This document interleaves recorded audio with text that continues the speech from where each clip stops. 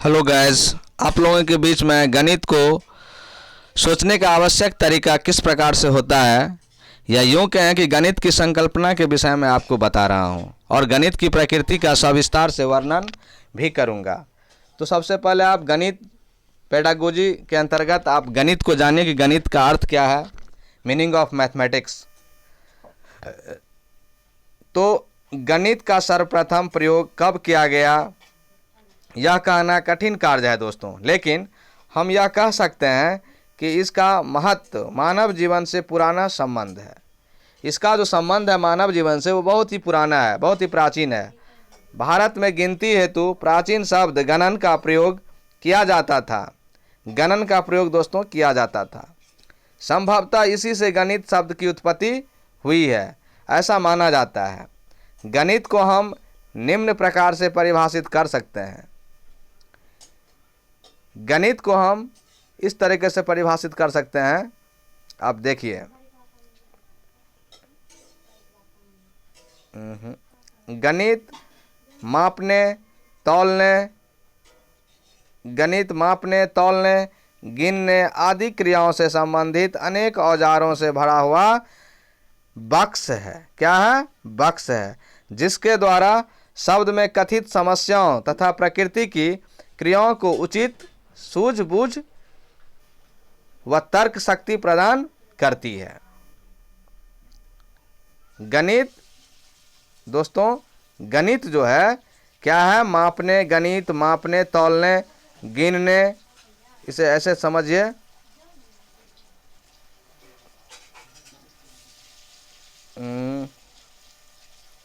गणित मापने, तौलने, गिनने आदि क्रियाओं से संबंधित अनेक औजारों से भरा हुआ बक्सा है, जिसके द्वारा शब्द में कथित समस्याओं अथवा प्रकृति की क्रियाओं को उचित सूझबूझ व तर्क शक्ति के साथ द्वारा संकेतों की शब्दावली में परिवर्तित करके उचित प्रकार से समझा जा सकता है। अर्थात गणित मनुष्य के मस्तिष्क में नई रचनात्मक कल्पनाएं उत्पन्न करता है।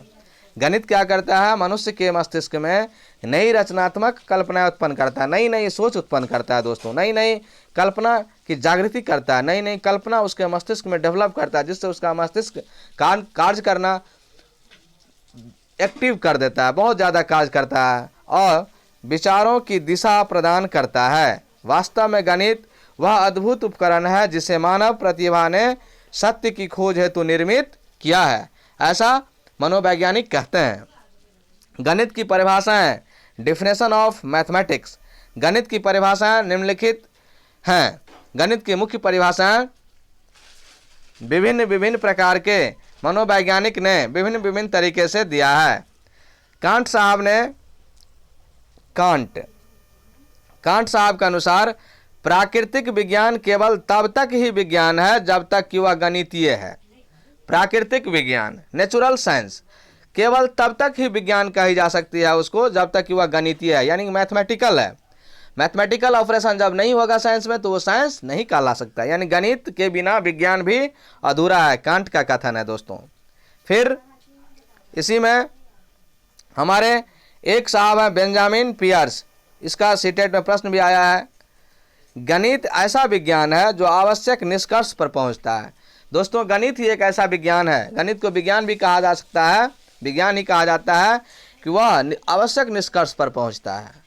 और तीसरे हमारे जो गणितज्ञ हैं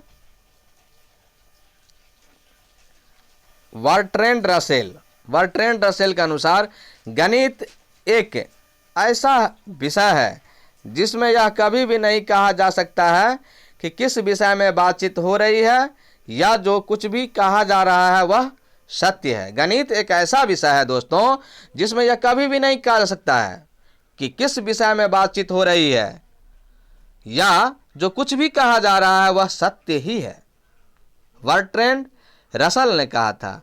और हेनरी पायंकर ने कहा, क्या कहा कि विभिन्न वस्तुओं को उन्हीं का नाम देना ही गणित है। विभिन्न वस्तुओं को उन्हीं का नाम देना ही गणित है।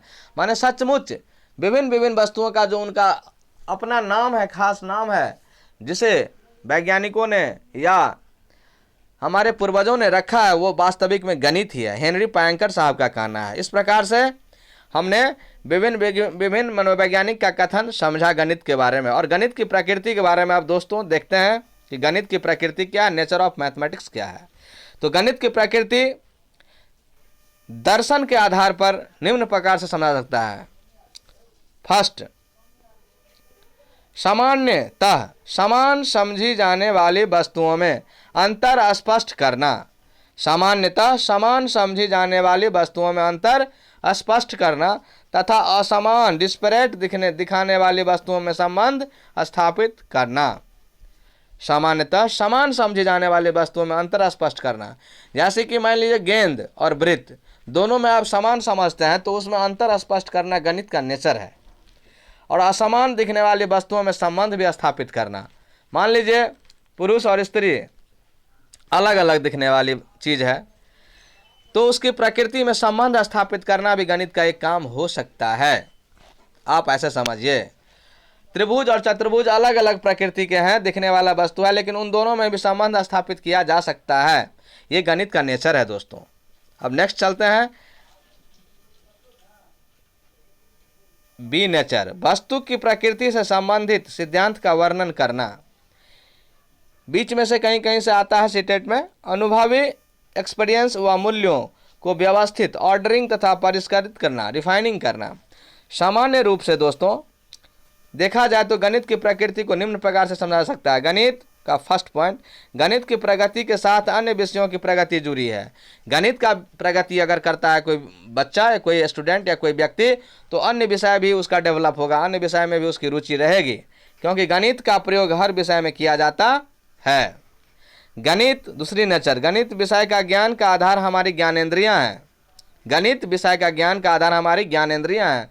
जो 5 ज्ञानेंद्रियां हैं उसके तहत ही गणित का ज्ञान हमारे मस्तिष्क में आता है, जिन पर विश्वास किया जा सकता है, क्योंकि ज्ञानेंद्रियां द्वारा प्राप्त ज्ञान अस्थायी व वास्तविक होता है दोस्तों। और नेक्स्ट तीसरा नेचर है, गणित की सहायता से जीवन के अमूर्त यानी कि अज्ञात अवधारणाओं को, एब्स्ट्रैक्ट कॉन्सेप्ट को, अमूर्त मतलब अज्ञात प्रत्ययों को, कंसेप्ट को, अवधारणाओं को व्याख्या की जाती है दोस्तों। इसकी सहायता से अमूर्त को स्थूल में परिवर्तित किया जा सकता है। गणित की माध्यम से अज्ञात अवधारणाओं को, यानी ईश्वरीय जैसे सूक्ष्म तत्व का भी हम गणित की सहायता से वर्णन, अवधारणा, कंसेप्ट व्याख्या कर सकते हैं दोस्तों। गणित में प्रयुक्त पदों, अवधारणाओं, प्रत्ययों, सूत्रों, संकेतों, सिद्धांतों के आधार पर गणित को अलग लिपि और भाषा कहा जा सकता है। गणित की एक अंतिम प्रकृति, गणित में सर्वप्रथम प्रयुक्त संख्याओं, स्थान, मापन आदि का प्रयोग किया जाता है, जो कि अन्य विषयों में भी प्रयुक्त किया जाता है दोस्तों। ये गणित की प्रकृति हुई। अब कुछ इसमें ऑब्जेक्टिव प्रश्न है जिसको देख लेते हैं। प्रश्न 1 है दोस्तों, फर्स्ट प्रश्न है, सॉरी दोस्तों, फर्स्ट प्रश्न है, ओहो